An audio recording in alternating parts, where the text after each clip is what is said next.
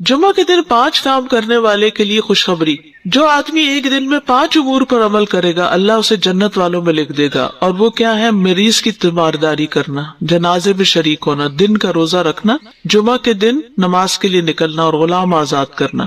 اب اس میں یہ کہ یہ 5 کام جمعے کے دن ہی ہو سکتے ہیں، اور لیکن جمعے کے دن کا اکیلا روزہ رکھنا منع کیا گیا، یعنی اگر کسی کا جمعرات کے ساتھ کا اکٹھا یا ہفتے کے ساتھ کا روزہ ہے، کوئی قضا رکھ رہا ہے یا ویسے ہی کوئی کفارے وغیرہ کے بھی رکھ رہا ہے، اچھا اس دن صدقہ خیرات کرنا بھی عام دنوں کے مقابلے میں زیادہ اجر و ثواب کا باعث ہے۔ تو انسان جمعے کے دن کی نا کچھ اس طرح کی پلاننگ کرے کہ اس دن خاص صدقہ بھی کرے اور نہائے دھوئے بھی اور ساری زیب و زینت اور پھر تیار ہو اور گھر بھی صاف ستھرا کرے، یہ کہ اہتمام نظر آئے کہ آج جمعہ کا دن ہے۔ جی غلام آزاد کرنے میں صدقہ آ جائے گا۔ عورتوں کے مخصوص حالات کی وجہ سے ان پر فرض نہیں کیا۔ جو مصیبت بھی تمہیں زمین میں اور تمہاری جانوں میں پہنچتی ہے وہ ایک کتاب میں لکھی ہوئی ہے، اس سے پہلے کہ ہم اسے پیدا کریں۔ بے شک یہ اللہ پر بہت آسان ہے، تاکہ تم افسوس نہ کرو اس پر جو تم سے کھو جائے، اور تم نہ اتراؤ اس پر جو اللہ نے تمہیں دیا ہے، اور اللہ کسی خود پسند بہت فخر جتانے والے کو پسند نہیں کرتا۔ اس آیت میں اللہ سبحانہ وتعالی اپنی قدرت کی خبر دے رہا ہے کہ جس طرح اس نے اپنی مخلوقات کی پیدائش سے پہلے ہی اپنی مخلوق کی تقدیر مقرر کی تھی، وہ پہلے سے ہی جانتا ہے کہ اس دنیا میں کیا ہونے والا ہے، زمین پر یا انسانوں پر کیا مصیبت آنے والی ہے۔ ہم نہیں جانتے لیکن وہ جانتا ہے، یہ اس کے علم میں ہے، اور اس کا یہ علم لوح محفوظ میں لکھا ہوا بھی ہے، یعنی صرف اللہ تعالیٰ کے پاس ہی وہ علم نہیں بلکہ پوری طرح ریکارڈڈ ہے۔ یہ کام اللہ تعالیٰ پر بہت آسان ہے کہ وہ یہ جان لے کہ جو وہ پیدا کرنے جا رہا ہے وہ کس طرح فنکشن کرے گا، کیا کام کرے گا، کس وقت کس پر کون سی چیز آئے گی، اور پھر یہ کہ کیا کیفیات ہوں گی، کیسے حالات ہوں گے، کیسے تبدیلیاں ہوں گی، یہ سب کچھ لکھنا اللہ تعالیٰ کے لیے بہت آسان ہے۔ اس سے ہم اندازہ لگا سکتے ہیں کہ ہم مخلوق میں اور اللہ رب العزت میں کیا فرق ہے، یعنی اللہ سبحانہ تعالیٰ کی قدرت اور طاقت کتنی زیادہ ہے کہ ہر چھوٹی سے چھوٹی چیز، ایک ذرے سے ذرے کے بارے میں علم، اور آسمانوں اور پہاڑوں اور ان تمام چیزوں کے بارے میں علم اللہ تعالیٰ کے پاس ہے اور لکھا ہوا بھی موجود ہے۔ یہ سب کچھ اس لیے بتایا جا رہا ہے، یعنی یہ تو ایک حقیقت ہے، ایک ریالٹی ہے، کیونکہ اللہ تعالیٰ نے خود بیان کر دی۔ یہ ہمیں کیوں بتایا جا رہا ہے؟ تاکہ ہم دنیا میں کسی بھی چیز کے کھو جانے پر غم نہ کریں، چاہے وہ ہماری صحت ہو یا کوئی کسی کی جان ہو یا کوئی مال ہو یا کوئی فصلیں ہوں یا انسان کی آمدنی کا کوئی ذریعہ ہو۔ کوئی بھی چیز انسان سے کھو جائے تو اسے تقدیر کا حصہ سمجھ کر اس پر صبر کرے، اور جو نعمتیں اللہ تعالیٰ ہمیں دے، یعنی صرف یہ نہیں ہوتا کہ ہم سے لیا ہی جا رہا ہوتا ہے بلکہ ساتھ ہی ہمیں بہت کچھ دیا بھی جا رہا ہوتا ہے۔ تو جو نعمتیں اس نے تمہیں عطا کی ہیں ان پر غرور اور تکبر نہ کرو بلکہ شکر ادا کرو، کیونکہ اللہ تعالیٰ کسی تکبر کرنے والے، غرور کرنے والے، فخر کرنے والے کو پسند نہیں کرتا۔ انسان کے یہی 2 رویے ہوتے ہیں کہ جب اسے تکلیف آتی ہے تو جزا فضا کرتا ہے، اور جب کچھ مل جاتا ہے تو آپے سے باہر ہو جاتا ہے، اور یہ دونوں رویے اللہ تعالیٰ کو پسند نہیں، بلکہ انسان کو ان دونوں اوقات میں وہ کرنا چاہیے جو اللہ تعالیٰ کو پسند ہے، اور اسے یہ یاد رکھنا چاہیے کہ یہ تقدیر کا ایک حصہ ہے۔ اللہ تعالیٰ نے یہ میرے بارے میں فیصلہ کیا ہے کہ اس وقت زندگی کے اس موڑ پر مجھے اس طرح کی بیماری آئے یا تکلیف آئے یا کوئی چیز جائے یا پھر آئے۔ عموماً یہ ہوتا ہے کہ ہم تکلیفوں کو زیادہ یاد رکھتے ہیں، ان کا تذکرہ زیادہ کرتے ہیں، لیکن جو نعمتیں ہمیں ملی ہیں ان کو ہم یاد بھی نہیں کرتے، گنتے بھی نہیں، ان پہ شکر بھی کم ادا کرتے، ان کا ذکر بھی نہیں کرتے۔ یعنی عام طور پر ہماری جو گفتگو، انٹریکشن، کنورسیشن، میسج ایکسچینجنگ جو ہوتی ہے وہ تکلیفوں پر مبنی، مسائل پر مبنی، پریشانیوں پر مبنی ہوتی ہے، اس میں عام طور پر ان چیزوں کا زیادہ ذکر ہوتا ہے۔ لیکن زندگی میں ہم نے کیا اچیومنٹس کی، ہمیں اللہ تعالیٰ نے کن کن نعمتوں سے نوازا، کیا کیا ہم پر رحمتیں ہوئی، کیسے کیسے ہمیں مواقع ملے، کیسی کیسی نعمتوں میں اس نے رکھا ہوا ہے، اس کا تذکرہ یا تو ہوتا نہیں، یا پھر ہوتا ہے تو فخر اور غرور کے انداز میں ہوتا ہے، اپنا کارنامہ بتایا جاتا ہے، اور یا پھر اس کے ذریعے دوسروں پر برتری جتائی جاتی ہے، جبکہ شکر ادا کم ہی کیا جاتا ہے۔ تو اللہ تعالیٰ فرما رہے ہیں ما اصاب من مصیبت فی الارض، نہیں پہنچتی کوئی بھی مصیبت جو زمین کو پہنچتی. زمین پر کون کون سی مصیبتیں آتی ہیں؟ جیسے بارشوں کا نہ ہونا اور اس کی وجہ سے قحط سالی، زمین کا بالکل سوکھ جانا، یا پھر زلزلوں کا آنا، یا پھر خسف ہو جانا، یا پانی کا زمین میں اتر جانا، یا پھر سیلاب اور طوفانوں کا آنا، وباؤں کا آنا جیسے کووڈ وغیرہ جس سے انسان متاثر ہوتا ہے، یا زمین پر لڑائیاں اور جھگڑے اور فساد اور جنگیں جیسے یوکرین میں آج کل ہو رہی ہے، یا اور جگہوں پر فتنے فساد پھیلے ہوئے ہیں. تو یہ سب کچھ اللہ تعالیٰ کے علم ازلی میں تھا. یعنی شروع سے ہی اللہ تعالیٰ کو پتا تھا کہ میں اس زمین پر انسان کو پیدا کروں گا اور ان کی مختلف چیزوں سے آزمائش کروں گا، اور یہ چیزیں زمین پر ہوں گی. یہ اللہ تعالیٰ کا علم سابق ہے. یعنی الا فی کتاب من قبل ان نبرأها ولا فی انفسکم، اور نہ تمہارے نفسوں میں کوئی تکلیف آتی ہے، یعنی انسان کی جان پر. تو صحت کے سلسلے میں یہ آیت میں نے اس لیے اختیار کی ہے کہ ہم یہ جانیں کہ ہم جو بیمار ہوتے ہیں، ہمیں کسی قسم کی جو تکلیف آتی ہے، جو ہم پر کوئی مصیبت آتی ہے نفس پر، یعنی چاہے وہ نفسیاتی تکلیف ہو، چاہے روحانی ہو، کوئی جسمانی ہو، ذہنی ہو، کسی بھی قسم کی کوئی کرب اور بے چینی اور انگزائٹی اور ڈپریشن اور کوئی بھی چیز جو انسان کے اوپر وارد ہوتا ہے، یا کسی چیز کے کھو جانے سے انسان کو جو تکلیف اور پریشانی آتی ہے، یا اپنے کسی پیارے کے اوپر جو دکھ تکلیف آتا ہے اس کی وجہ سے جو تکلیف لاحق ہوتی ہے، یا پھر یہ کہ انسان کہیں سے گر جاتا ہے، یا کوئی چوٹ لگ جاتی ہے، یا پھسل جاتا ہے، یا کسی وبا کا شکار ہو جاتا ہے، یا انسان کے جسم میں کسی قسم کا کوئی اضطراب، حتیٰ کہ کوئی خارش ہوتی ہے، یا پھر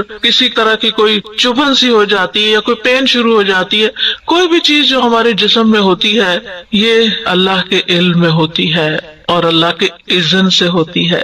اور اللہ تعالیٰ کی کتاب میں یہ بھی لکھا ہوا ہے کہ کس انسان کو کس وقت کیا لاحق ہوگا، اور پھر اللہ تعالیٰ کو یہ بھی پتا ہے کہ وہ اس وقت کس طرح ریئیکٹ کرے گا، اور یہ جو ریئیکشن ہو جاتا ہے پھر یہ ہمارے اعمال نامے میں لکھ لیا جاتا ہے، اور پھر اس کے مطابق ہمیں جو بھی بدلہ ہوگا وہ دیا جائے گا.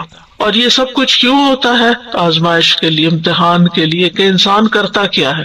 یعنی اگر آپ کسی بھی چیز کو آبزرو کریں، بعض اوقات ہوتا ہے نا کہ کسی پیٹ کو آپ دیکھتے ہیں یا کوئی کیڑا مکوڑا دیکھتے ہیں تو آپ آبزرویشن شروع کر دیتے ہیں کہ اچھا میں اس کی طرف یہ چیز پھینکتی ہوں یا میں اس کو چھیڑتی ہوں تو یہ کرتا کیا ہے. تو پھر آپ کہتے ہیں یہ ادھر جائے گا، یہ یوں کرے گا، یوں کرے گا. تو آپ اس کو دیکھ دیکھ کے ایک طرح سے بعض اوقات انجوائے کر رہے ہوتے ہیں. تو ہم سب اسی طرح کیڑے مکوڑوں کی طرح زمین پر جو بھی اچھے برے ایکشن کر رہے ہیں نا وہ اللہ سبحانہ وتعالیٰ کی نظر میں ہے. کسی ہمارے ایکشن پہ اللہ تعالیٰ خوش ہوتے ہیں اور کسی ہمارے ایکشن پہ اللہ تعالیٰ ناراض ہوتے ہیں، لیکن بہرحال وہ سب کچھ اس کے علم میں کچھ بھی چھپا ہوا نہیں. اور پھر اللہ تعالیٰ نے ہمارے اوپر فرشتے بھی مقرر کر رکھے ہیں، ان کل نفس لما علیہا حافظ، کوئی جان ایسی نہیں جس پر ایک نگران نہیں کھڑا، وہ دیکھ رہا ہے کہ یہ کرتا کیا ہے انسان. اور پھر کرامن کاتبین لکھے چلے جا رہے ہیں اچھا برا جو بھی ہم کرتے ہیں. تو یہاں پر فرمایا الا فی کتاب من قبل ان نبرأها، وہ ایک کتاب میں لکھا ہوا ہے اس سے پہلے کہ ہم اس کو پیدا کریں. ہاں کا مطلب مصیبت ہے، یعنی نبرأها اس تکلیف کو پیدا کریں. اور ایک قول یہ ہے کہ یہ زمین کی طرف جا رہی ہے بات، یا نفس کی طرف، کہ زمین کو پیدا کرنے سے پہلے یا اس انسانی جان کو پیدا کرنے سے پہلے. یعنی قرآن مجید کی یہ بلاغت ہے اور ایک خوبصورتی ہے کہ اس کے اندر اتنی وسعت آ جاتی ہے. ایک ہی ضمیر ہے اور اس میں انسان کی سوچ کی جہت کھلتی ہے کہ ہاں کی ضمیر نفس کی طرف لوٹ رہی ہے، ہاں کی ضمیر ارض، یہ سب مؤنث ہے، اور ہاں کی ضمیر مصیبت کی طرف جا رہی ہے. یعنی اس سے پہلے کہ مصیبت آئے، اس سے پہلے کہ زمین پیدا ہو، اس سے پہلے کہ انسان پیدا ہو، یہ سب کچھ لکھا ہوا ہے. یعنی خیر و شر سب کچھ لوح محفوظ میں محفوظ ہے. اور یہ تقدیر جو ہے یہ اللہ کا ازلی علم ہے، اور اللہ تعالیٰ نے ہر چیز کا علم کے اعتبار سے احاطہ کر رکھا ہے. کوئی چیز بھی اللہ کے علم سے باہر نہیں. وَأَنَّ اللَّهَ قَدْ أَحَاطَ بِكُلِّ شَيْءٍ عِلْمًا. اب آپ جب بیمار ہوتے ہیں، پریشان ہوتے ہیں، تو آپ اللہ تعالیٰ سے اپنی حالت کا واسطہ دے کے بھی دعا کر سکتے ہیں. یا اللہ تجھے تو پہلے سے ہی پتا ہے کہ میرے اوپر کیا آنا ہے، اور تجھے تو پہلے سے ہی پتا ہے کہ میں کتنی کمزور ہوں، اور تو میرے حال کو جانتا ہے، اور تو میری تکلیف کو جانتا ہے، تو مجھ پہ رحم فرما. یعنی اللہ تعالیٰ سے انسان اس طریقے سے بھی دعا کر سکتا ہے. یعنی اللہ تعالیٰ کی صفت علم کا واسطہ دے کر، کیونکہ قرآن مجید میں آتا ہے وَلِلَّهِ الْأَسْمَاءُ الْحُسْنَىٰ فَادْعُوهُ بِهَا، تو ہمیں اللہ تعالیٰ کی اسماء و صفات کا واسطہ اور وسیلہ دے کر بھی اللہ تعالیٰ سے دعا کرنی چاہیے، جیسے انی مسنی الضر وانت ارحم الراحمین. بس اللہ تعالیٰ کی رحمت کی بات کر دی، اللہ تعالیٰ کی اس صفت کی بات کر دی کہ آپ تو بہت زیادہ رحم فرمانے والے ہیں. یعنی مطلب کیا ہے، اگر کسی کو کہا جائے آپ تو بہت سخی ہیں تو اس کا کیا مطلب ہے کہنے کا؟ یہ تعریف کوئی کیوں کر رہا ہے کسی کی؟ تاکہ وہ اپنی سخاوت کا اظہار کرے. تو اسی طرح اللہ تعالیٰ کی صفت رحمت کا جب ذکر کرتے ہیں تو اس کا مطلب یہ ہے کہ آپ تو اس کے مالک ہیں اور آپ کر سکتے ہیں. تو یہ چیز اگر انسان اللہ تعالیٰ کے بارے میں سوچے کہ ہر چیز کو جانتا ہے، ہر چیز کو، وَأَنْتَ عَلَّامُ الْغُیُوبِ، میں نہیں جانتا تو جانتا اور تو علام الغیوب ہے. قیامت تک جو کچھ ہونے والا ہے، جب سے پیدا ہوا جب تک ختم ہوگا، سب کچھ اس کے علم ہے. وَكُلَّ شَيْءٍ أَحْصَيْنَاهُ فی امام مبین، ایک واضح کتاب میں، ایک کھلے رجسٹر میں ریکارڈ رکھا ہوا ہے. اور حدیث سے پتہ چلتا ہے کہ آسمان و زمین کی تخلیق سے 50,000 سال پہلے مخلوقات کی تقدیر لکھی گئی. اب آپ سوچئے، جب آپ تقدیر پر ایمان لاتے ہیں، اور تقدیر پر ایمان لانا ضروری ہے، نبی صلی اللہ علیہ وسلم نے فرمایا ہر چیز کی ایک حقیقت ہوتی ہے، اور کوئی شخص اس وقت تک ایمان کی حقیقت کو نہیں پہنچ سکتا جب تک اسے یقین نہ ہو جائے کہ اسے جو چیز پہنچی ہے وہ اس سے خطا نہیں ہو سکتی تھی، اور جو چیز خطا ہو گئی ہے اس سے وہ اسے پہنچ نہیں سکتی تھی. اب یہ جو ہمارا ایمان ہے، اس کی بنا پر اگر آپ کو کوئی تکلیف آ جاتی ہے، کوئی بیماری آ جاتی، کوئی چیز چھو جاتی ہے، لگ جاتی، ٹکرا جاتی، کچھ ہو جاتا ہے، تو بجائے غصے میں آنے کے، فرسٹریشن کا شکار ہونے کے، آپ کے چہرے پہ اسمائل بھی آ سکتی کہ تو ہونا تھا، یہ لکھا ہوا ہے، یہ اپنے وقت پہ پہنچ گیا مجھ تک، اب اللہ ہی اس کو دور کرنے والا ہے. جس کے اذن سے یہ تکلیف آئی ہے اسی کے اذن سے شفا ہوگی، جس کے اذن سے یہ مشکل میں مبتلا ہوں وہی اس کو ان یمسسک اللہ بدر فلا کاشف لہ الا ہو، اگر تمہیں کوئی تکلیف پہنچ جاتی ہے تو اس کو اللہ کے سوا کوئی بھی دور نہیں کر سکتا. فلا کاشف لہ الا ہو، یہ یقین ہونا چاہیے پورا. جتنا زیادہ یہ یقین ہوگا کہ فلا کاشف لہ الا ہو، کہ اللہ ہی اس تکلیف کو دور کرنے والا ہے، اس کو کھولنے والا ہے، تو اتنا ہی زیادہ ہم اللہ سبحانہ وتعالیٰ کی طرف رجوع کریں گے، اتنے یقین کے ساتھ اسی کی طرف لوٹیں گے، اسی کے در پہ جائیں گے، اسی کے آگے سر جھکائیں گے، اسی کو پکاریں گے، اسی کے آگے ہاتھ پھیلائیں گے، اسی کو مختلف چیزوں کا واسطہ وسیلہ دیں گے جو مشروع ہے یا جس کی اجازت ہے ہمیں. تو اس طرح اللہ تعالیٰ سے تعلق اور زیادہ مضبوط ہو جائے گا.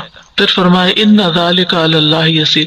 ہمیں لگتا ہے کتنا مشکل کام ہوگا، یہ کتنا بڑا کام ہے یہ سب کچھ، لیکن اللہ تعالیٰ فرماتے ہیں اس کے لیے تو یہ کچھ بھی مشکل نہیں. سبحان اللہ، یعنی اس کی قدرت اس سے بھی کہیں زیادہ ہے کہ وہ ان سب چیزوں کا علم رکھے. اور ہمیں کیوں بتایا جا رہا ہے؟ لِكَيْ لَا تَأْسَوْا عَلَىٰ مَا فَاتَكُمْ، تاکہ تم کھو جانے والی چیز پہ افسوس نہ کرتے رہو، تم سے غم دور کرنے کے لیے. اور یہ ایک حقیقت ہے کہ اگر انسان تقدیر کے معاملے کو اور اس بات کو سمجھ جائے کہ یہ کسی وجہ سے آئی ہے تکلیف مجھ پر، اللہ تعالیٰ یا تو مجھے ریسٹ کروانا چاہتا ہے، یا مجھے کچھ سکھانا چاہتا ہے، یا کوئی بھی ایسی وجہ ہو سکتی ہے کہ جو مجھے علم نہیں، کیونکہ اس کا کوئی بھی فیصلہ حکمت سے خالی نہیں، یہ بھی ساتھ ہی یاد رکھنا چاہیے. یعنی ایسا نہیں کہ وہ اندھا دھند بس کسی کو سزا دے رہا ہے اور کسی کو کچھ جزا دے رہا ہے اور کسی کو فائدہ اور کسی کو نقصان، ایسا نہیں ہے. ہر تکلیف کے پیچھے ایک حکمت، کوئی وجہ ہے. اس نے آپ کو کوئی اسپیشل چائلڈ دیا ہے، کوئی حکمت ہے اس کے پیچھے، کوئی وجہ ہے کہ اس نے آپ کو اس کام کے لیے چنا ہے. اسی طرح اگر کوئی اولاد کی طرف سے یا والدین کی طرف سے کسی پیارے کی طرف سے کوئی تکلیف پہنچتی ہے تو اس میں کوئی حکمت ہے. تو اگر انسان ایمان لے آئے تقدیر پر تو پھر غم ہلکا ہو جاتا ہے. وجہ بتا دی گئی کہ لِكَيْ لَا تَأْسَوْا، تاکہ تم افسوس نہ کرتے رہو، غمگین نہ رہو، عَلَىٰ مَا فَاتَكُمْ، جو تم سے فوت ہو گیا، یعنی جو تم سے چلا گیا، تمہاری صحت چلی گئی، تمہاری جوانی چلی گئی، تمہاری ہمت چلی گئی، تم سے کام کا چانس چلا گیا. اللہ کو یہی منظور، آگے موو فارورڈ، آگے چلو، آگے چلو. جو کھونا تھا ہو گیا، اب اس کے پیچھے جان ہلکان نہ کرو. جو ہونا تھا ہو گیا، اب اپنی زندگی کو آگے لے جاؤ، آگے کی طرف دیکھو، اچھی امید رکھو اور حوصلے میں رہو، کیونکہ یہ تو ہونا ہی تھا. کیونکہ انسان ہمیشہ عافیت میں نہیں رہ سکتا، ہمیشہ خوشحالی میں نہیں رہ سکتا، ہمیشہ رزق کی فراوانی میں نہیں رہ سکتا. یہ کمی بیشی ہوگی، اور جب ہو تو انسان اگر صرف اتنی بات سوچ لے کہ لکھا ہوا تھا یہ تو ہونا تھا، مکتوب لکھا ہوا تھا. اور اللہ نے کیوں لکھا؟ پھر انسان اللہ سے بحث نہیں کرتا، اللہ کے علم اور اللہ کی قدرت کو چیلنج نہیں کرتا، بلکہ اللہ کے بارے میں اچھا گمان رکھتا ہے. آپ دیکھیں کہ اللہ سبحانہ تعالیٰ پر اعتراض کرنا کس کا کام تھا؟ جانتے ہیں نا ہم، یہ شیطان کا کام تھا. تو پھر ہم کتنے مزے سے مختلف چیزوں پر اعتراض شروع کر دیتے ہیں. واضح طور پر شیطان کے نقش قدم پر چل رہے ہوتے ہیں، واضح کلیئر کہ اللہ نے میرے ساتھ ایسا کیوں کیا، وائی می، یہ کیوں ایسا کیا. یہ آپ یاد رکھیں کہ یہ کیا ہے، یہ دراصل شیطان کے قدموں پر چلنا ہے، اس کی پیروی کرنا ہے، اس کے پیچھے جانا ہے. اور پھر دوسرا رویہ جو شیطانی رویہ ہوتا ہے، انا خیر منہ، وہ کیا ہے؟ تکبر والا. اور یہ تکبر والا رویہ یہ بھی اللہ کو ناپسند، یہ دونوں شیطانی رویے اللہ کو ناپسند ہے. وَلَا تَفْرَحُوا بِمَا آتَاكُمْ، اس پہ مت خوش ہو، مت اتراؤ، مت اکڑو جو اللہ نے تمہیں دیا ہے. یعنی اپنی کسی بھی اسکل پر، اپنی کسی ذہانت پر، اپنی کسی قابلیت پر، اپنے کسی کارنامے پر، اپنی کسی کامیابی پر. کیونکہ عام طور پر کیا ہوتا ہے، یعنی ذرا سے دوسروں سے کوئی بہتر کام کر لیتے ہیں تو پھر ہم دوسروں کو حقیر سمجھنا شروع کر دیتے ہیں. میں اس سے بہتر ہوں، مجھے زیادہ اچھا پکانا آتا ہے، مجھے زیادہ اچھا پڑھانا آتا ہے، مجھے زیادہ اچھا فلاں کام آتا ہے. یعنی کوئی بھی جو کام اپنی چاہے قابلیت ہو، یا میرے پاس یہ زیادہ اچھا ہے، میرے بچے زیادہ خوبصورت ہیں، میرے بچے زیادہ پڑھے لکھے ہیں، میرا گھر زیادہ اچھا ہے، میرا یہ، یعنی انسان کو جتنی بھی نعمتیں ملی ہیں پھر انسان ان پر اترائے نہیں، فخر نہیں کرے. اور اترانا کیا ہوتا ہے اور تکبر کیا ہوتا ہے؟ دوسروں کو حقیر سمجھنا. اپنی خوشی کا اظہار منع نہیں ہے کہ اللہ کا شکر ہے اللہ نے دیا. اگر اللہ نے دیا، اچھا لباس آپ نے پہنا ہے، اچھا گھر بنایا ہے آپ نے، اچھی گاڑی خریدی ہے آپ نے، کوئی حرج نہیں. کل بھی ہم نے حدیث پڑھی تھی کہ ایک نیک انسان کے لیے مال جو ہے وہ نقصان دہ نہیں ہے، کیونکہ وہ ہر چیز پر اللہ کا شکر ادا کرتا رہے گا اور ان نعمتوں میں دوسروں کو شریک کرتا رہے گا، ان نعمتوں کو پا کر خیر اور بھلائی کے کام کرے گا. انسان یاد رکھے کہ اس دنیا میں انسان کو نعمتیں بھی ملیں گی اور تکلیف بھی آئے گی، لیکن ہر حال میں مطلوب اور مقصود کیا ہے کہ انسان اللہ کا بندہ بن کر رہے. اکرمہ ابن عباس سے روایت کرتے ہیں کہ وہ اللہ کے فرمان اسی آیت کے بارے میں کہتے ہیں کہ ہر شخص غمگین ہوتا ہے اور خوش ہوتا ہے، لیکن مومن اپنی مصیبت پر صبر کرتا ہے اور خوشحالی پہ شکر کرتا ہے. اس آیت میں ایک بات یاد رکھیں کہ اس کا یہ مطلب نہیں کہ اگر ہر چیز لکھی ہوئی ہے تو انسان کوشش نہ کرے. نہیں، کوشش بھی کرنا اللہ کے اذن سے ہے اور اللہ کا حکم ہے اور ہمیں اس پر ابھارا گیا ہے. وَأَن لَيْسَ لِلْإِنسَانِ إِلَّا مَا سَعَىٰ، کہ تمہیں کوشش کرنا ہے. کیونکہ ہمیں تو نہیں پتا نا آگے کیا لکھا ہوا ہے، ہمیں نہیں پتا.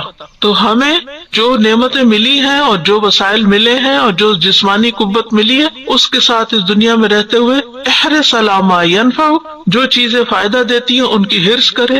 انسان اپنی صحت کا خیال رکھے، انسان اپنے لیے وہ تمام وسائل اختیار کرے، چاہے ایکسرسائز ہے، چاہے بریدنگ ہے، چاہے ہیلدی ڈائٹ ہے، یا جو بھی، یا پھر اگر بیمار ہوتا ہے تو علاج کرتا ہے. تو یہ انسان کے پارٹ پر ہے اور اس کو کرتے رہنا چاہیے. لیکن کچھ چیزیں کرتے رہنے کے باوجود بھی الٹ ہو جاتی ہیں تو وہ پھر انسان کو یہ یاد رہے اس وقت کہ یہ ہونا تھا. کیونکہ انسان اس وقت زیادہ پشیمانی کا شکار ہوتا ہے. میں تو اتنی زیادہ کیئرفل ہوں اپنے ڈائٹ کے بارے میں نے تو کبھی شوگر استعمال نہیں کی تھی، یہ مجھے یہ بیماری کہاں سے آ گئی، اور یہ نہیں، یہ لکھا تھا. اس کی حکمت اللہ کو پتا ہے کہ اس نے آپ کو یہ بیماری کیوں بھیجی اور اس کے ذریعے آپ کو کیا سکھانا تھا، یا اس کے ذریعے آپ کے کتنے درجات بلند کرنے تھے. تو یہ اللہ تعالیٰ کو پتا ہے. ہمیں کیا کرنا ہے؟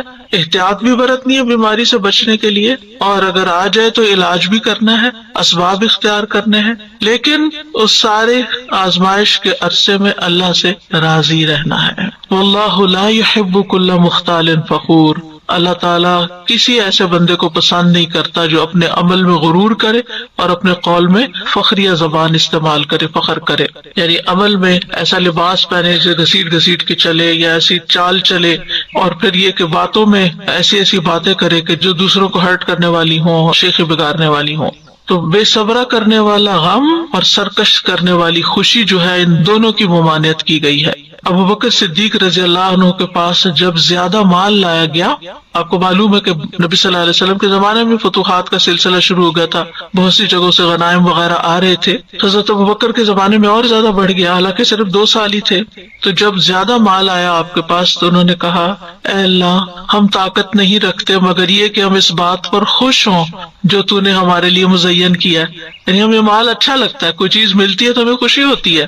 تو اب یہ ہے کہ کیا وہ کوئی بری چیز تھی یعنی جس کا وہ ذکر کرے؟ نہیں، وہ اس بات کا ذکر کرے کہ اللہ یہ ہمارے اندر آپ نے رکھ دیا ہے کہ زین للناس حب الشہوات من النساء والبنین والقناطیر المقنطرة، یہ مال کی محبت ہمارے اندر رکھ دی گئی اور ہمیں اس سے خوشی بھی ہوتی ہے.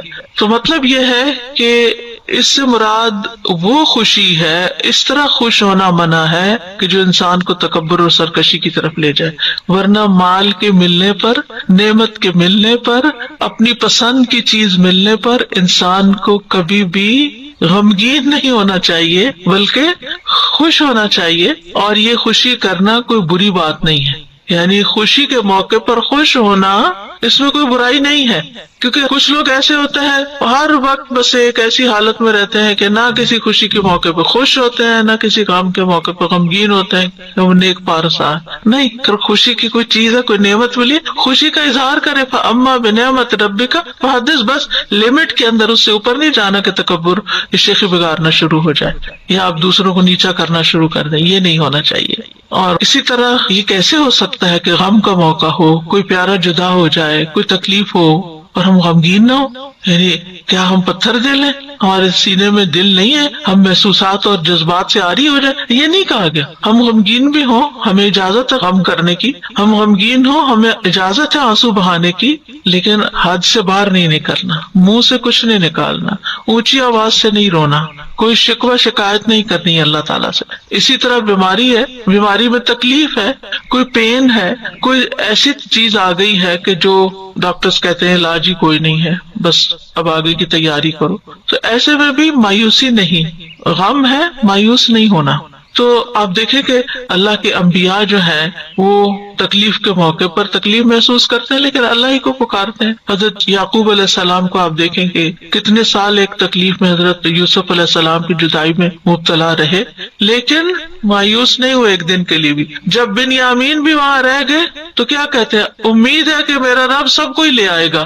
سبحان اللہ، ایسے موقع پر سالوں سال گزر گئے یوسف علیہ السلام کو کھوئے ہوئے، اور دوسرا پیارا بیٹا بھی کھو گیا، یعنی چلا گیا ان کے نگاہوں کے سامنے سے، لیکن ایاتینی بہ جمیعا، اللہ سب کو ہی لے آئے گا. یہ اتنی بڑی بات کون کہہ سکتا ہے؟ وہی جس کو اللہ کی ذات پر پورا بھروسہ ہو، وہ صرف حالات کو نہ دیکھ رہا ہو کہ نہیں میرا یہ اندازہ ہے، جو کچھ یہ ہو رہا ہے اس کا نتیجہ تو یہی نکلے گا. کئی لوگ بہت ججمنٹل ہوتے ہیں، چھوٹی چھوٹی باتوں سے کچھ نکال کے نتیجہ جمع تفریق کر کے تو دوسرے کو کوئی بری خبر سنا دیتے ہیں، یا پھر یہ اتنے سال گزر گئے اس چیز کو، اب تو پھر اب سوچنا ہی چھوڑ دو، اب کیا اس بارے میں سوچ. نہیں، اللہ تعالیٰ کبھی بھی کچھ کر سکتا ہے. اس سے پتہ چلتا ہے کہ پیغمبر کوشش کیا کرتے تھے، بیماری کتنی بھی زیادہ ہو، حد سے بڑھ جائے، ڈاکٹر جواب دے جائیں. اور کل نورین جو ایک لیونگ میریکل ہے، آپ کو اس کی اپنی زبانی سننے کا موقع ملا کہ کس طرح سانسیں اکھڑنے لگتی تھی اور کس طرح ڈاکٹرز بالکل ہوپ لیس ہو گئے تھے، لیکن کس طرح اللہ سبحانہ تعالیٰ نے اس کو ایک نئی زندگی دی، اور کس طرح اللہ سبحانہ تعالیٰ نے بولنے کی قوت لوٹائی، سننے کی لوٹائی، دیکھنے کی لوٹائی، جو کہ اس بیماری میں ساری کھو گئی تھی.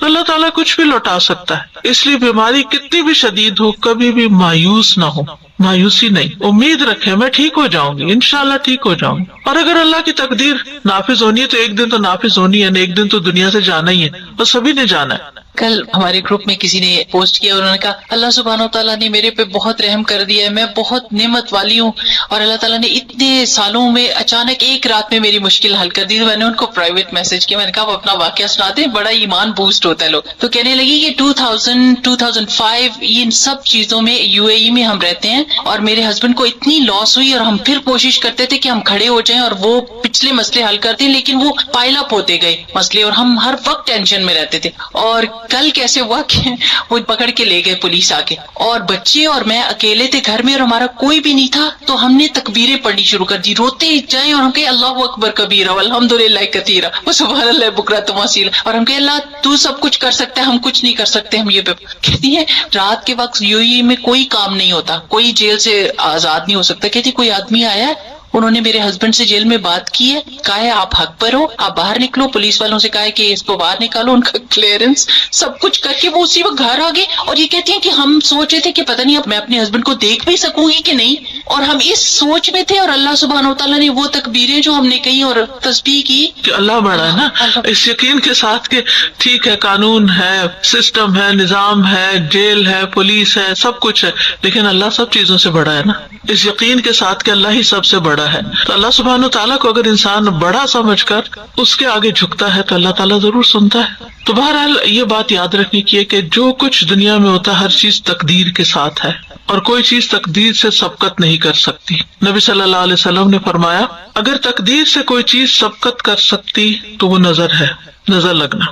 ہماری عمر، رزق، عمل سب کچھ تقدیر سے ہے. آزمائش کا آنا بھی تقدیر سے ہے. حسن بصری کہتے ہیں بے شک اللہ تعالیٰ نے مخلوقات کو پیدا کیا تو ان کے ساتھ ہی ان کی تقدیر کو بھی بنایا. ان کی عمروں کو تقدیر کے مطابق تقسیم کیا، ان کے رزق کو تقدیر کے مطابق تقسیم کیا، اور آزمائش اور صحت اور تندرستی کو بھی تقدیر کے مطابق تقسیم کیا.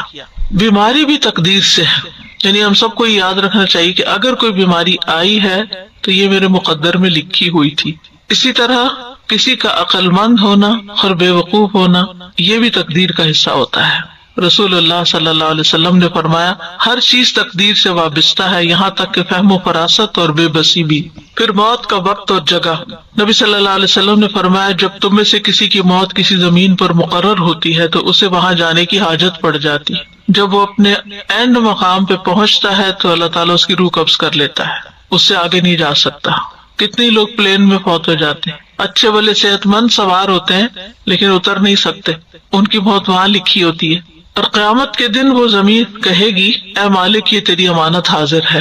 پھر اسی طرح یہ ہے کہ احتیاط کرنا توکل کے منافی نہیں. اس کا یہ مطلب نہیں تقدیر میں جو ہوگا نہیں ہمیں کوشش نہیں کرنی چاہیے، کوشش بھی کرنی چاہیے اور احتیاط بھی کرنی چاہیے.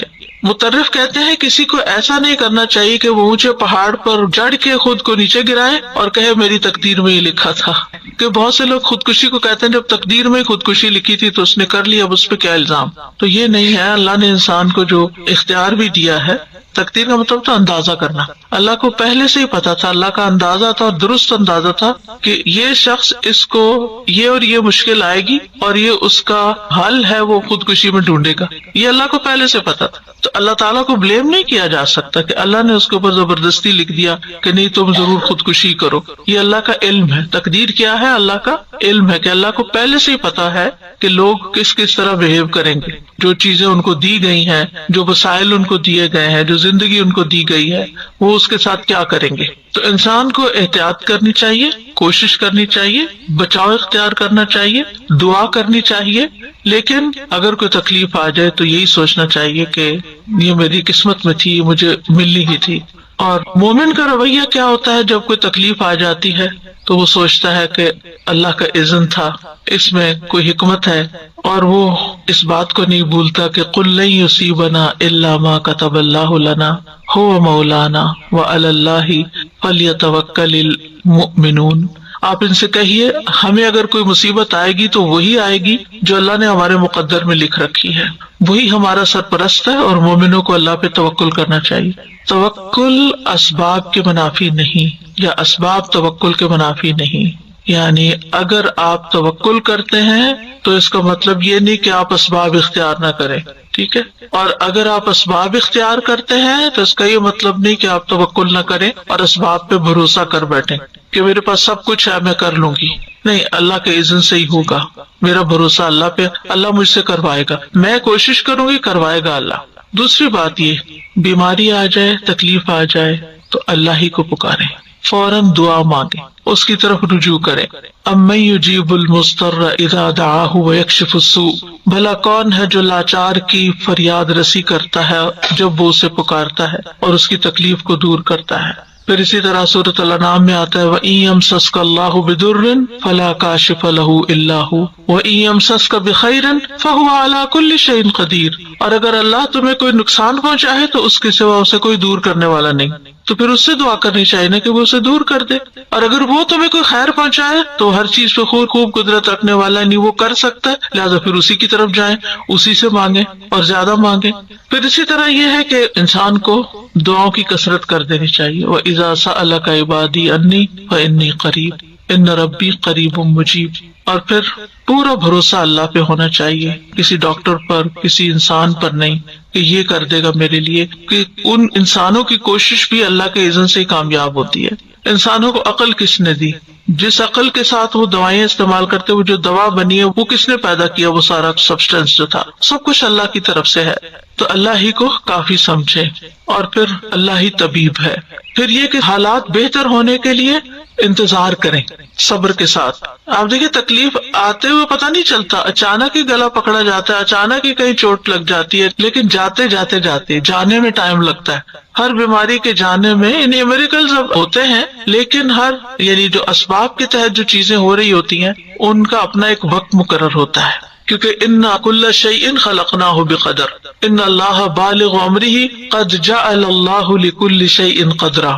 اللہ اپنا کام پورا کر کے رہتا ہے، بس یہ ہے کہ اللہ نے ہر چیز کا ایک اندازہ مقرر کر رکھا کہ کون سا کام کب ہوگا۔ پھر یہ کہ مومن تکلیف آنے پر، بیماری آنے پر مایوس نہیں ہوتا، مایوسی نہیں، کیونکہ اس کا رب رحیم ہے، ارحم الراحمین ہے۔ کتب علی نفسہ الرحمہ، اللہ نے اپنے آپ پر رحمت کرنا لازم کر لیا ہے۔ پھر اگر بیماری طویل بھی ہو جائے تو گھبرانا نہیں، کیونکہ انسان کے گناہ جھڑتے رہتے ہیں اور اس کے درجات بلند ہوتے رہتے ہیں۔ رسول اللہ صلی اللہ علیہ وسلم نے فرمایا، اللہ تعالیٰ فرماتے ہیں جب میں اپنے مومن بندے کو آزماتا ہوں اور وہ تیمارداری کرنے والوں کے سامنے میرا شکوہ نہیں کرتا تو میں اس کو اپنی قید سے آزاد کر دیتا ہوں، یعنی جلد شفا دے دیتا ہوں۔ اچھا، ایک نفسیاتی پہلو بھی ہے اس کا۔ آپ جتنا زیادہ بیماری کا تذکرہ کرتے ہیں اور ہر آنے والے کے سامنے بار بار بیماری بیماری بیماری، تو وہ چیز آپ کے اندر ایک راسخ سی ہو جاتی ہے، ایک نفسیاتی اثر بھی ہوتا ہے، اور چیزیں ویسے ہی پھر ہونے بھی لگتی ہیں۔ لہٰذا ڈاکٹر کے سوا کسی کو اپنی بیماری کی لمبی چوڑی تفصیلات نہ بتایا کریں۔ یعنی کچھ لوگ تو اتنی منظر کشی کرتے ہیں کہ دوسروں کو بیزار بھی کر دیتے۔ دوسرے کیا کریں گے اتنی باتیں سن کے؟ آپ اچھی باتیں کریں، دل خوش کریں۔ ہاں، اگر ڈاکٹر پوچھتا ہے تو آپ اس کو ضرور ڈیٹیل سے بتائیں کہ اس کو آپ کی بیماری سمجھ آئے اور وہ آپ کو صحیح دوا تجویز کر سکے، لیکن ہر ایک کے سامنے پٹاری کھول کے نہیں بیٹھ جائیں کہ ایسے بھی ہوتا ہے ایسے بھی ہوتا ہے۔ اچھا، پھر اس کا نتیجہ کیا ہوتا ہے؟ ہر کوئی دل پسند مشورے دیتا ہے اور پھر طرح طرح کی آپ کو مفت دوائیں بتاتا ہے کہ یہ بھی کر لو، وہ بھی کر لو، فلاں چیز کر لو، فلاں چیز کر لو۔ اچھا، اس کا نقصان کیا ہوتا ہے کہ وہ یک وقت ساری بھرمار کر دیتے ہیں اور پھر نہ کہیں کبھی نہیں رہتے۔ تو اس لیے صرف سمجھدار شخص کے سامنے، کسی عقل مند انسان کے سامنے، کسی تجربہ کار شخص کے سامنے، کسی ڈاکٹر کے سامنے بات کرنی چاہیے جس سے آپ کو توقع ہو کہ یہ میری کچھ رہنمائی کر سکتا ہے۔ شفا اللہ کے ہاتھ میں، شفا اس نے نہیں دینی مجھے، لیکن یہ رہنمائی کرے گا۔ تو رہنمائی کرنے والے شخص کے ساتھ اگر آپ بات کرتے تو اس میں کوئی حرج نہیں ہے، لیکن ہر ایک کے سامنے بیماری کا شکوہ نہیں کرنا چاہیے، بس الحمدللہ کر لینا چاہیے۔ نبی صلی اللہ علیہ وسلم نے فرمایا کہ اگر وہ یہ شکوہ نہیں کرتا تو اللہ تعالیٰ فرماتے ہیں کہ میں اس کو اپنی قید سے آزاد کر دیتا ہوں، یعنی جلدی صحت ہو جاتی۔ پھر اس کے پہلے گوشت کے عوض بہترین گوشت عطا کرتا ہوں، اور اس کے پہلے خون کے بدلے بہترین خون دیتا ہوں، اور وہ اثر نو عمل کرتا ہے، یعنی پھر بالکل ایک نئے انسان کی طرح دوبارہ سے اپنا کام شروع کر دیتا ہے۔ پھر اسی طرح یہ ہے کہ منہ سے برے الفاظ کبھی نہ نکالے۔ نبی صلی اللہ علیہ وسلم جب کسی کی عیادت کے لیے تشریف لے جاتے تو کیا فرماتے؟ لا بأس، کوئی بات نہیں، طہور انشاءاللہ، یہ بیماری پاکیزگی کا ذریعہ بنے گی، یعنی جسم سے بھی آپ کی بیماری نکل جائے گی۔ آپ دیکھیں نا، بعض بیماریاں آپ کے اندر ہی اندر کہیں چھپی ہوتی ہیں، پھر ایک وقت آتا ہے کہ وہ سرفیس پہ آ جاتی ہیں، آپ کی سکن پہ آ جاتی ہیں، تو وہ اصل میں صرف سکن نہیں ہوتی بیمار، وہ اندر کوئی چیز بیمار ہوتی ہے جس کی سمٹمز باہر نظر آ رہی ہوتی ہیں۔ تو اللہ تعالیٰ آپ کو ایک موقع دیتا ہے کہ آپ اس کا علاج کر لیں۔ تو یہ اس بیماری کا سرفیس پہ آ جانا، مثلا سر درد شروع ہو گیا آپ کو، تو یہ سر درد صرف سر درد نہیں ہوتا، there is something wrong either with your stomach or something else۔ تو پھر ماہر ڈاکٹر ہوتا ہے، وہ سمجھ کے دوا دیتا ہے کہ سر درد کی وجہ کیا، انویسٹیگیٹ کرتا ہے۔ تو لا باس طہور انشاءاللہ، یہ جو سرفیس پہ بیماری آئی ہے اسے پریشان نہ ہو، کیونکہ جب تک وہ اندر چھپی رہتی ہے ہمیں پتہ ہی نہیں ہوتا، ہم خوش باش پھرتے ہیں، بس ذرا سی چیز نظر آ جائے صحیح تو پھر ہمیں ہول پڑنے لگتے ہیں۔ تو اس پر پریشان نہ ہو، بلکہ وہ سمجھے کہ اب رستہ کھل گیا ہے علاج کا، صفائی کا رستہ، تزکیے کا رستہ کھل گیا۔ اور پھر یہ کہ انسان فوراً یہ سوچے کہ یہ بیماری گناہوں کو دھو ڈالنے کا ذریعہ بھی ہے، یعنی جسمانی پاکیزگی بھی اور اس کے ساتھ ساتھ گناہوں سے پاکیزگی بھی۔ اسی طرح ایک موقع پر آپ صلی اللہ علیہ وسلم نے فرمایا، بخار کو برا بھلا نہ کہو، بخار بنی آدم کے گناہوں کو اس طرح دور کرتا ہے جس طرح بھٹی لوہے کی میل کچیل کو دور کرتی ہے۔ پھر اسی طرح بیماری میں موت کی تمنا نہ کی جائے، موت نہ مانگی جائے۔ نبی صلی اللہ علیہ وسلم نے فرمایا تم میں کوئی شخص موت کی تمنا نہ کرے، کیونکہ اگر وہ نیک ہوگا تو امید ہے کہ اس کے اعمال میں اور اضافہ ہو جائے، اور اگر وہ برا ہے تو ممکن ہے وہ توبہ ہی کر لے، کیونکہ موت تو اعمال کا سلسلہ منقطع کر دیتی ہے نا، پھر انسان کچھ کرنے کے قابل نہیں رہتا۔ حدیث میں آتا ہے کہ مومن کی عمر تو اس کی بھلائی میں ہی اضافہ کرتی، یعنی جتنے دن آپ کو دنیا میں مل جاتے ہیں اتنا ہی آپ کو نیک اعمال کا وقت مل جاتا ہے۔ اور پھر سب سے بڑی بات یہ کہ پازیٹیو تھنکنگ، اللہ کے بارے میں اچھا گمان، اپنے ساتھ جو کچھ ہو رہا ہے اس سے اچھی بات سوچنا۔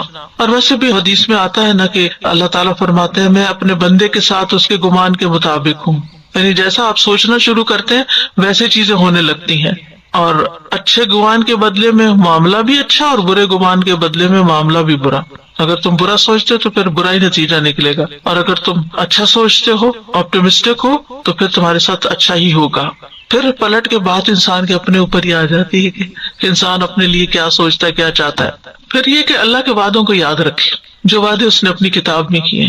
شعراوی جو ایک ایجپشن مفسر ہے، ان کے لیکچرز موجود ہیں، بس یہ کہ کلوکیل عربک میں دیتے ہیں تو سمجھنے بڑے مشکل ہوتے ہیں، لیکن ان کے تفسیر کا ایک انوکھا ہی انداز ہے، بہت گہرائی میں بات کرتے ہیں اور بہت عمدہ خزانے ڈھونڈ ڈھونڈ کے لاتے ہیں۔ وہ کہتے ہیں کہ میں ان 4 لوگوں پہ حیران ہوں جو 4 چیزوں سے غافل ہیں۔ میں اس بندے پہ حیران ہوتا ہوں جو کسی غم میں مبتلا ہے، وہ کس طرح اللہ کے اس فرمان سے غافل ہو جاتا ہے، لا الہ الا انت سبحانک انی کنت من الظالمین، جبکہ اللہ تعالیٰ اس کے بعد فرماتا ہے فاستجبنا لہ ونجیناہ من الغم وکذالک ننجی المؤمنین، کہ ہم اسی طرح مومنوں کو نجات دیتے ہیں غم سے، ہم نے اس کا غم دور کر دیا، یعنی یونس علیہ السلام کا۔ جب اللہ نے یہ وعدہ کیا ہے کہ غم کا علاج ہے اس آیت کے اندر، تسبیح کے اندر، تو وہ تسبیح کیوں نہیں کرتا؟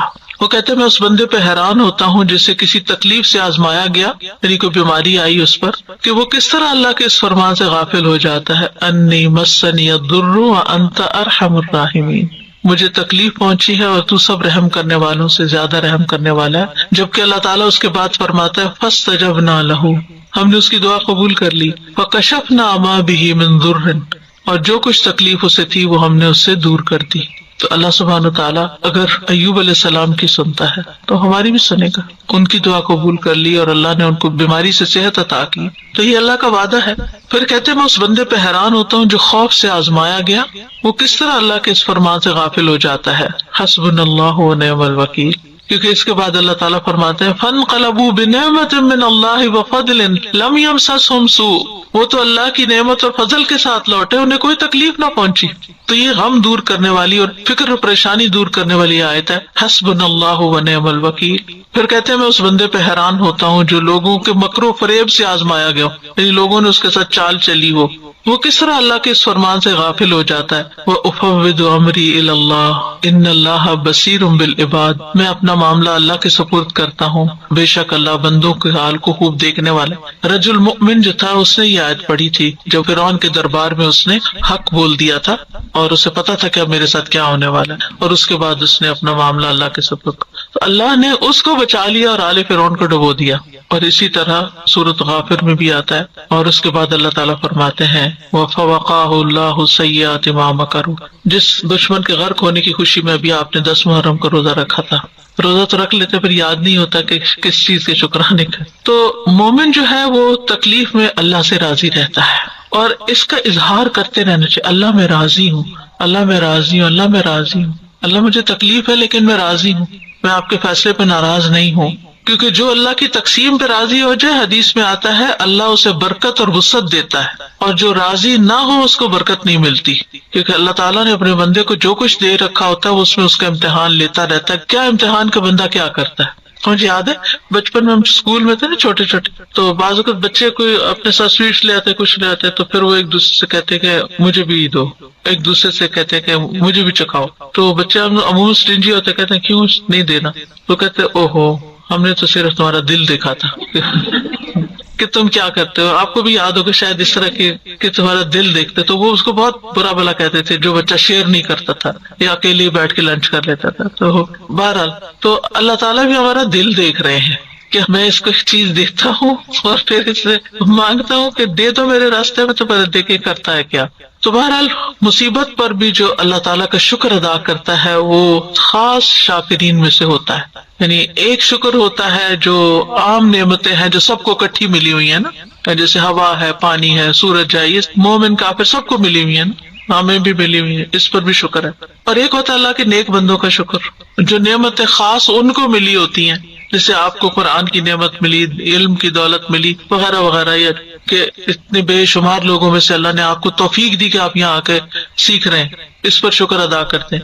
اور ایک ہوتا ہے خاص الخاص بندوں کا شکر، اور وہ ہوتا ہے کہ اگر انہیں کوئی تکلیف بھی پہنچے تو پھر بھی وہ شکر گزار ہوتے ہیں کہ اللہ آپ نے اتنا کچھ تو ہمیں دے رکھا ہے، اگر یہ ایک چیز چلی گئی یا ایک تکلیف آ گئی تو کیا ہوگا. پھر یہ ہے کہ بیماری میں انسان اپنی عبادت جتنی ممکن ہو وہ کرتا رہے، اس کو نہ بھولے، نمازیں نہ چھوڑ کے بیٹھ جائیں.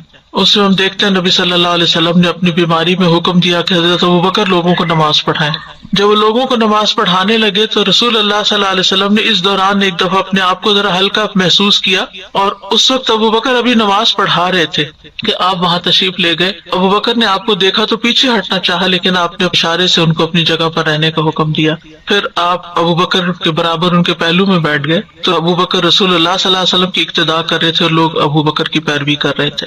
تو بیماری میں اللہ کا ذکر خوب کرتے رہیں. ایک بڑی خوبصورت حدیث ہے، یہ دعائیں ایپ میں نے یہ ڈلوا دی ہوئی ہے، یہ ذکر بھی. الغر ابو مسلم کہتے ہیں میں گواہی دیتا ہوں کہ ابو سعید اور ابو ہریرہ رضی اللہ عنہما نے گواہی دی کہ ان دونوں کی موجودگی میں رسول اللہ صلی اللہ علیہ وسلم نے فرمایا جو لا الہ الا اللہ واللہ اکبر کہتا ہے تو اس کا رب اس کی تصدیق کرتا ہے اور کہتا ہے ہاں میرے سوا کوئی معبود برحق نہیں، میں ہی سب سے بڑا ہوں. جب وہ لا الہ الا اللہ وحدہ کہتا ہے تو اللہ تعالیٰ فرماتا ہے ہاں مجھ تنہا کے سوا کوئی معبود برحق نہیں. اور جب وہ لا الہ الا اللہ وحدہ لا شریک لہ کہتا ہے تو اللہ تعالیٰ کہتا ہے ہاں مجھ تنہا کے سوا کوئی معبود برحق نہیں اور میرا کوئی شریک نہیں. اور جب لا الہ الا اللہ لہ الملک و لہ الحمد کہتا ہے تو اللہ تعالیٰ کہتا ہے کہ ہاں کوئی معبود برحق نہیں مگر میں، میرے ہی لیے بادشاہت اور میرے ہی لیے حمد ہے. اور جب لا الہ الا اللہ ولا حول ولا قوت الا باللہ کہتا ہے تو اللہ تعالیٰ فرماتے ہیں ہاں میرے سوا کوئی معبود نہیں اور گناہوں سے بچنے اور بھلے کام کی قوت نہیں مگر میری توفیق سے. آپ فرماتے تھے جو کوئی ان کلمات کو اپنی بیماری کی حالت میں کہے اور مر جائے تو اسے آگ نہیں کھائے گی. تو ہر بیمار کو یہ ذکر ضرور کرنا چاہیے. رسول اللہ صلی اللہ علیہ وسلم نے فرمایا جس نے یہ 5 کلمات کسی دن یا رات یا کسی مہینے میں پڑھے پھر اس میں وہ فوت ہو گیا تو اس کے گناہ معاف کر دیے جائیں گے. اور وہ کیا ہے؟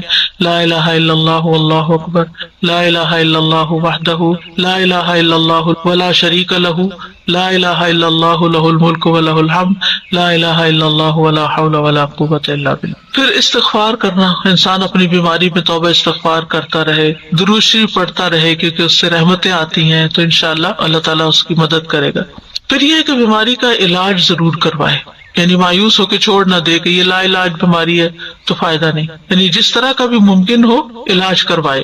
کیونکہ نبی صلی اللہ علیہ وسلم نے فرمایا اے اللہ کے بندو علاج کیا کرو، کیونکہ اللہ تعالیٰ نے جو بیماری بھی اتاری ہے اس کے ساتھ اس کی شفا بھی نازل کی ہے سوائے موت اور بڑھاپے کے، یعنی کوئی بیماری بھی لا علاج نہیں. آپ فرما رہی ہیں نا کہ علاج کرنا ضروری ہے، مگر کبھی کبھی کچھ ایسا حالات ہو جاتے ہیں کہ انسان کی اتنی اولڈ ایج ہوتی ہے اور اس کا علاج جو ہوتا ہے وہ اتنا ڈیفیکلٹ ہوتا ہے تو کوئی نہیں کروانا چاہتا، تو از دیٹ اوکے؟